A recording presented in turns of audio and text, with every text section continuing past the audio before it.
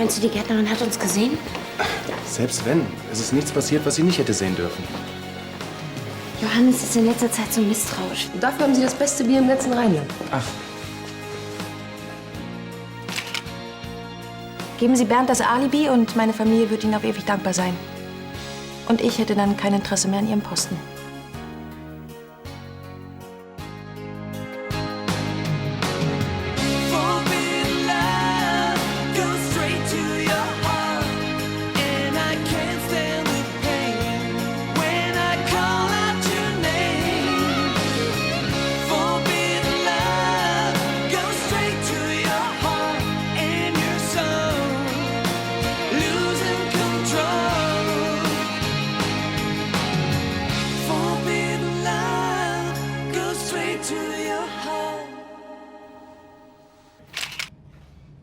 Lass mich! wow. Temperament hast du ja noch. Sag mal, bist du jetzt restlos übergeschnackt? Nein, nur traditionsbewusst. Und als ich dich da so einsam stehen sah, da dachte ich mir, kannst du nicht widerstehen? Tu das nie wieder.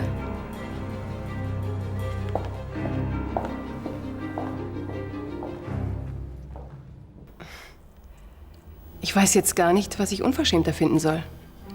Ihren Versuch, mich zu erpressen oder die Tatsache, dass Sie mir einen Meineid unterstellen? Wieso sollte Bernd ausgerechnet Sie als Alibi angeben, wenn es nicht stimmt? Ich glaube ihm. Weil Sie ihm glauben wollen.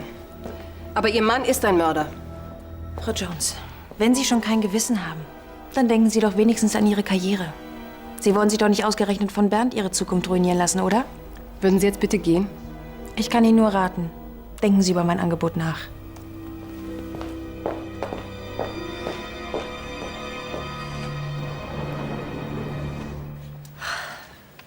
Ist es denn so schlimm auf Königsbrunn? Ich komme schon klar, aber wenn alle bloß nicht... Was denn? Als ob es nicht schlimm genug wäre, dass mein Dad unschuldig im Gefängnis sitzt. Aber es tut richtig weh, dass sich alle auch noch über mich lustig machen. Besonders deine Mutter. Aber ich will dir nichts vorjammern. Warte, Vanessa. Wenn ich dir irgendwie helfen kann. Danke, das ist nett. Ich habe dir das schon mal angeboten und ich meine es ernst. Wirklich? Ja, klar. Vielleicht musst du dich einfach mal ein bisschen ablenken. Wir könnten ja auch... Ja, aber was nützt das, wenn ich doch zurück zu diesen Landsteins muss? Andere Menschen sind diesen Leuten doch egal. Du hast doch selbst miterlebt, wie die sich All Media unter den Nagel gerissen haben. Felix, ich möchte da nicht wieder hin. Natürlich, verstehe. Du kannst hier gerne erstmal auf dem Sofa pennen. Danke, das ist sehr lieb. Aber ich möchte endlich wirklich unabhängig sein. Du verstehst mich, oder? Ich möchte niemandem etwas schuldig sein. Ja, klar. Dann leist du mir das Geld für eine Wohnung? Was? Das ist ja nur vorübergehend. Ich jobbe ja weiter. Und vielleicht hilfst du mir sogar bei der Wohnungssuche. Mich zocken diese Makler doch nur ab. Aber wenn du dabei bist... Ja. Ja, klar. Gerne. Danke.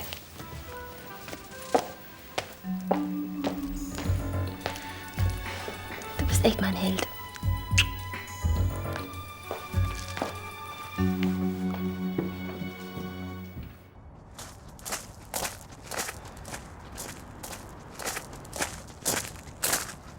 Hallo. Hi. Willst du auch nicht schlafen? Ich brauchte ein bisschen frische Luft. Kein Wunder, dass du wütend bist.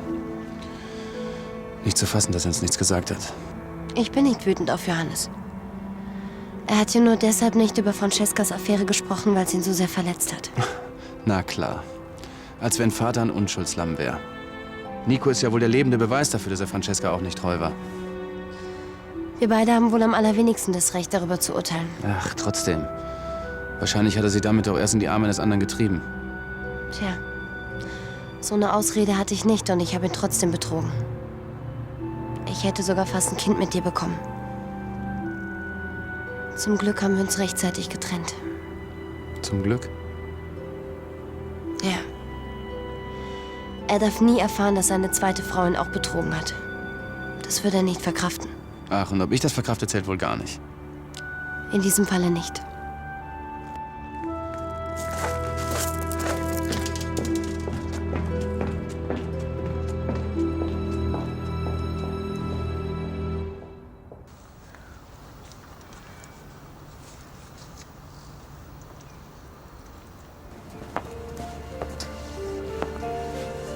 Die wollen die Überwachung jetzt schon einstellen. Aber es gibt doch noch gar keine...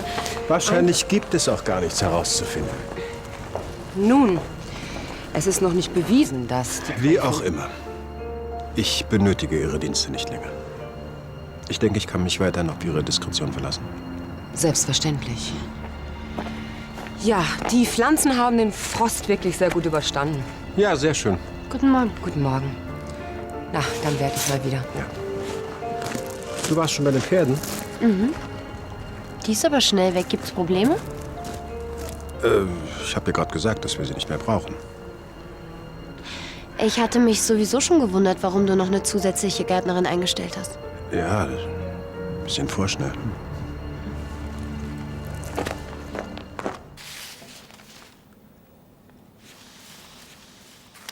Leidenschaftliche Küsse unter Mistelzweig. Das darf doch nicht wahr sein. Guten Morgen. Frau Kepler, haben Sie schon die Silvesterüberraschung für die Mitarbeiter der Holding fertig? Selbstverständlich, ich werde sie sofort holen. Danke. Darf ich mal? Ach, das muss man gar nicht lesen. Nachdem Ansgar beim Frühstück pausenlos getönt hat, was für ein Erfolg seine Weinprobe war, wollen wir doch mal sehen. Das ist doch Ansgar. Wer lässt sich von dem einspeicheln? Nathalie. Oh, der hätte ich aber ein bisschen mehr Geschmack zugetraut. Das wäre doch eine gute Promotion. Was sagst du? Ja, auf jeden Fall. Du hörst mir doch gar nicht zu. Doch, gute Promotion. Nein, entschuldige, was hast du gesagt? Nicht so wichtig. Du siehst bedrückt aus. Ich habe gestern mitbekommen, wie diese Vanessa sich aufgeführt hat. Ist ihre Stiefmutter deswegen hier gewesen? Nein. Carla hat mir nur ein Angebot gemacht und ich weiß nicht, ob ich es annehmen soll. Und worum geht's? Nicht so wichtig. Silvia, vielleicht kann ich dir ja bei deiner Entscheidung helfen.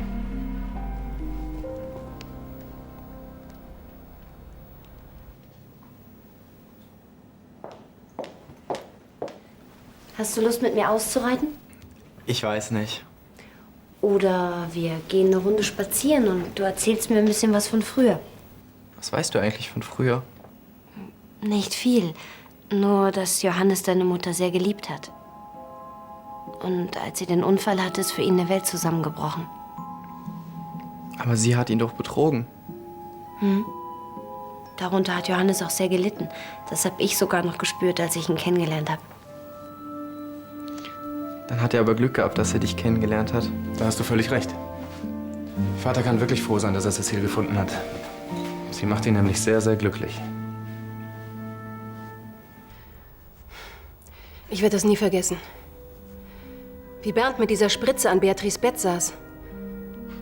Meine Güte, dieser Kerl wollte eine wehrlose, komatöse Frau umbringen? Ja. Damals konnte ich es noch verhindern, aber er hat den Tod von Martin und Beatrice zu verantworten. Ich dachte, die beiden wären auf einer Yacht verunglückt. Ja.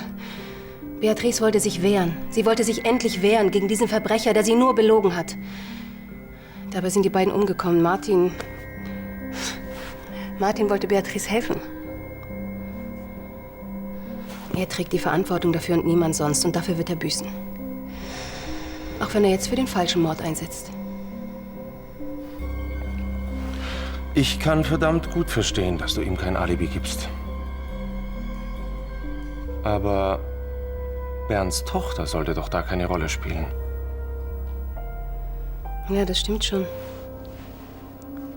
Vanessa kann eigentlich nichts für ihren Vater. Was machst du jetzt? Du lässt dich doch nicht auf das Angebot von Carla von Lahnstein ein. Ich weiß es nicht. Bernd gehört ins Gefängnis. Andererseits, eine Garantie für meinen Posten und ein ruhiges Gewissen, das ist schon sehr verführerisch. Ich weiß einfach nicht mehr, was richtig ist und was falsch ist.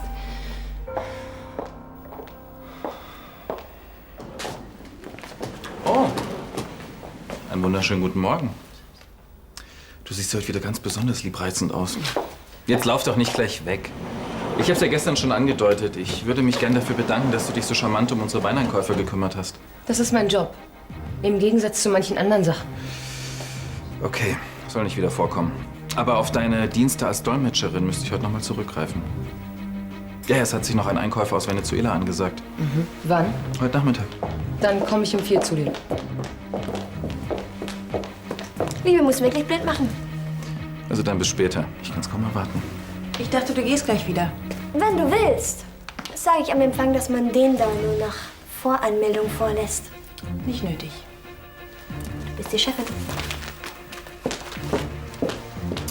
Wie war das? Chefin? Besser, du gewöhnst dich gar nicht erst zu sehr an diesen Titel, hm? Bloß nicht ernst nehmen. Darüber kann man doch nur lachen. Dass du dich mit Ansgar bestens amüsierst, das habe ich inzwischen begriffen. Was meinst du denn damit? Tu nicht so unschuldig. Von wegen, du hast kein Interesse an Ansgar. Du warst doch von Anfang an scharf auf ihn. Wie bitte? Hier, du bist besonders gut getroffen. Das ist ein Missverständnis. Er hat mich überrumpelt. Natürlich. Ja, dafür habe ich ihm eine gescheuert. Das Foto fehlt natürlich.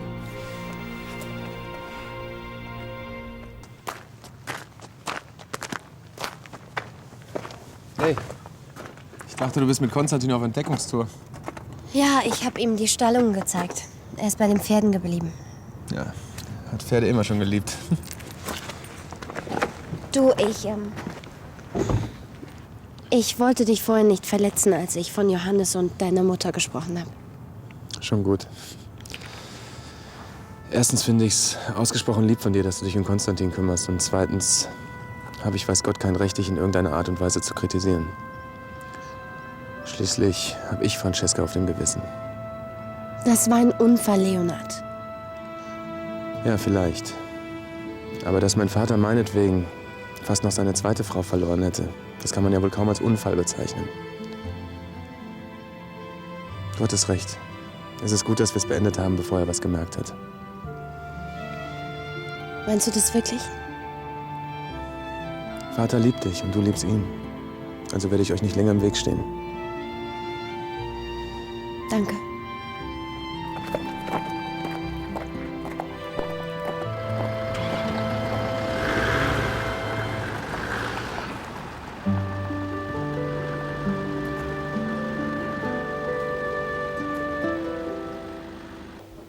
Ah, Gräfin, es hat sich gerade Besuch angekündigt. Für mich? Tut mir leid, das wurde mir nicht gesagt. Guten Tag. Was kann ich für Sie tun? Hi, mein Name ist Silke Voss. Ich wollte zu Leonhard von Lahnstein. Tut mir leid, Graf Leonhard ist nicht im Hause. Das ist aber schade. Was mache ich denn jetzt? Kann ich Ihnen vielleicht helfen? Danke, Viktor. Gräfin. Mein Name ist Cecile von Lahnstein. Ich bin die Frau von Leonhards Vater. Ich muss sagen, Leos Vater kann sich glücklich schätzen. Sie kennen meinen Mann? Ich habe ihn einmal in Chicago getroffen, mit Leo. Ich habe mich noch gar nicht richtig vorgestellt. Ich heiße Silke Voss. Hallo. Ich habe mit Leo zusammen in den Staaten studiert. Und wir... Jedenfalls haben wir uns schon lange nicht mehr gesehen. Und jetzt sind Sie wieder in Deutschland? Ja, aber nur kurz. Ich gehe nach Kolumbien. Aber da ich in Deutschland noch ein paar Formalien zu klären habe... Wollten Sie Leonhard besuchen? Genau. Ja, dann kommen Sie doch rein und warten Sie hier, bis er wieder da ist. Sie ahnen ja gar nicht, wie froh ich bin, dass ich Leo bald wiedersehe. Er freut sich sicher auch. Kann ich noch einen Kaffee haben, bitte? Ja, bring ich dir. Bitte sehr. Danke, du bist ein Schatz. Schwamm drüber. Aber wieso wolltest du eigentlich unbedingt Bargeld haben? Ach, das ist mir jetzt ein bisschen peinlich, aber mein Konto ist ein klitzekleines bisschen in den Miesen. Und wenn ich einen Scheck einlöse... Dann verschwindet der auf Nimmerwiedersehen in deiner Dispo-Hülle. Verstehe. Danke, Felix. Das ist echt nicht selbstverständlich, dass du mir hilfst. Schon okay. Nein, wirklich. Du bist ein klasse Typ. Ja, wie wär's? Sollen wir vielleicht... Aber du sollst deine Zeit gar nicht mehr mit mir verschwenden. Du musst doch bestimmt in die Uni. Keine Widerrede. Ich übernehme auch deinen Drink. Tschüss. Tschüss. Tschüss. Was war das denn? Du hast Felix geküsst. Ja, der hat mir einen riesen Gefallen getan. Ich habe jetzt keine Zeit. Später. Sorry. Ich musste noch schnell was klären. Kein Thema. Für so einen lukrativen Job warte ich auch schon mal ein paar Minütchen. Worum geht's denn eigentlich? Also, die Aufgabe ist etwas delikat. Und es ist sehr wichtig, dass du absolut glaubwürdig rüberkommst. Adios y buen viaje. Adios. Adios. Na, das ist ja hervorragend gelaufen. Und was machen wir jetzt noch mit dem angebrochenen Tag? Du könntest zum Beispiel Carla erklären, wie es zu diesem Foto gekommen ist. Ihr habt euch doch nicht etwa deswegen gestritten, oder? Du hast das ganze Theater doch nur deshalb veranstaltet. Ich weiß gar nicht, wie du auf diese Idee kommst.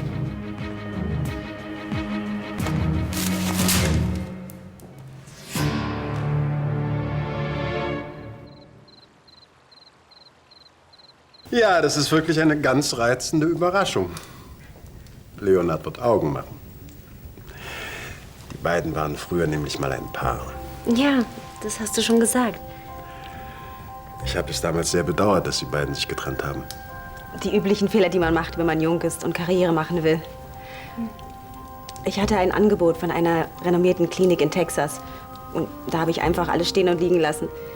Ich habe diese Entscheidung nicht nur einmal bereut. Ja, aber jetzt sind sie ja hier. Leo. Silke?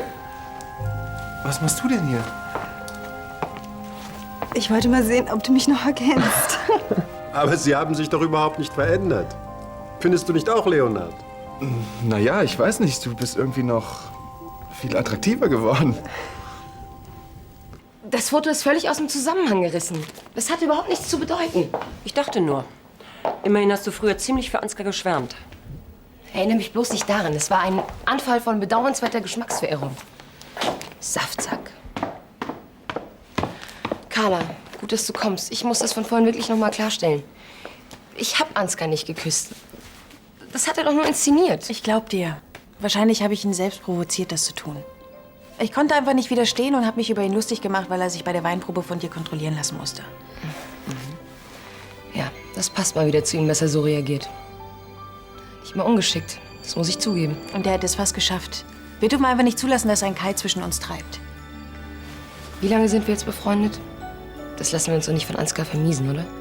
Versprochen? Ach, viel zu förmlich.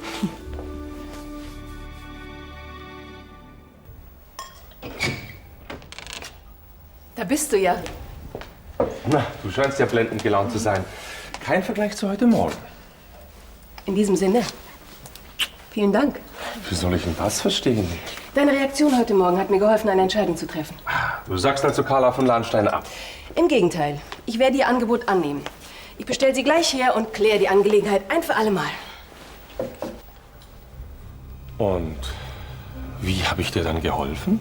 Du hast es verstanden, warum ich Bernd kein Alibi gegeben habe. Ja, deshalb wundere ich mich ja auch, dass du ihm jetzt helfen willst. Oh ja, Bernd will ich bestimmt nicht helfen, aber Vanessa tut mir leid. Ich bin selbst Mutter. Und ich will mir wegen ihm auch nicht die Zukunft in der Holding verbauen. Aber ich begreife immer noch nicht... Wenn du mich nicht verurteilst, weil ich eine Falschaussage wegen Bernd gemacht habe, dann wird Johannes von Lahnstein mich auch verstehen. Du vertraust Carlas Angebot. Ja? Wieso nicht? Ist es okay für dich, wenn wir nachher nicht essen gehen? Dann rufe ich Carla gleich an und kläre die Angelegenheit ein für alle Mal. Kein Problem.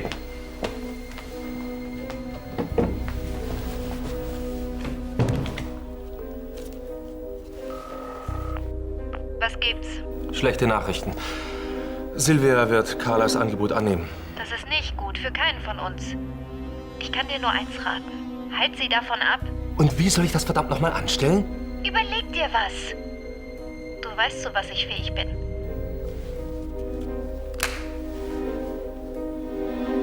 Und plötzlich hat er seine Schutzmaske abgenommen. Und es war um mich geschehen. Romantisch. Ja, ich denke, wir sollten die beiden jetzt mal allein lassen. Ihr habt euch sicher noch eine Menge zu erzählen.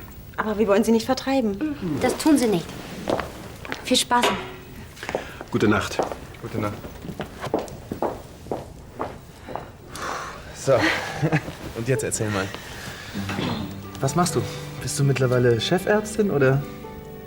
Nein, ich habe die Klinik verlassen. Und wieso das? Ich dachte, du wolltest dort Großes erreichen.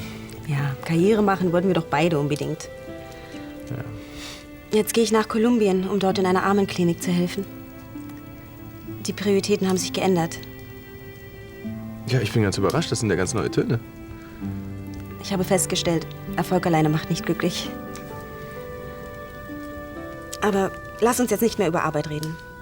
Wie steht's mit der Schlossführung, die du mir schon seit ewigen Zeiten versprochen hast? Sehr gerne, komm.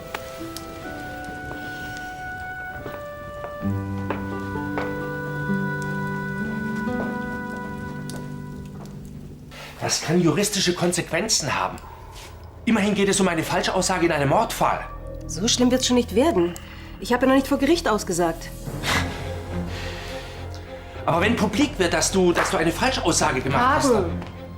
Lass das ruhig meine Sorge sein. Mein Entschluss steht fest.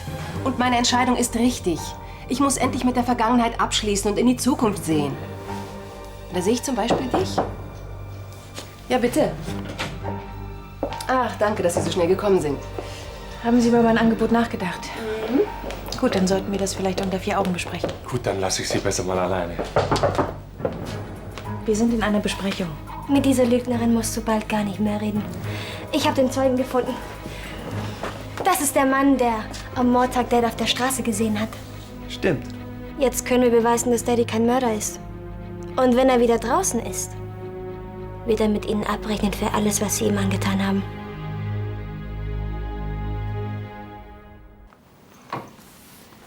Vielleicht wird's ja wieder was mit den beiden. Findest du nicht auch, dass sie wunderbar zusammenpassen? Ja, kann sein. Ja, begeistert klingst du ja nicht. Ich habe gerade an Konstantin gedacht. Vielleicht sollten wir uns lieber um ihn kümmern. Danke, dass du dich so viel um ihn gekümmert hast. Das habe ich gern gemacht. Ich mag ihn sehr. Ach, hoffentlich finde ich in den nächsten Tagen endlich etwas mehr Zeit für ihn. Ja. Dann will ich mal.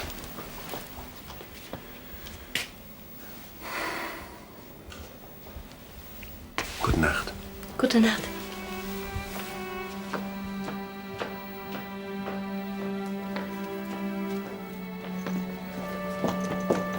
Johannes? Bleibst du heute Nacht hier? So lebst du also. Ich kann verstehen, warum dir dieses Schloss so viel bedeutet. Allerdings hätte ich nicht gedacht, dass du gar nicht mehr nach Amerika zurückkehrst. Das hat sich so ergeben. Eine Frau? Nein, nein, ich bin immer noch Single. Was ist, sollen wir noch die Stadt unsicher machen? Eigentlich habe ich andere Pläne.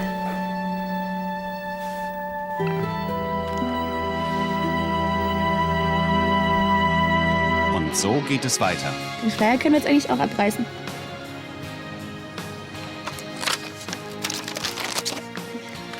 Gizmo gehört jetzt uns. Und Sie sind also der Halter des Wagens, nach dem wir die ganze Zeit gesucht haben? Ja, man klebt sich die Regenbogenfahne ja nicht umsonst hinten drauf. Ist das nicht fantastisch?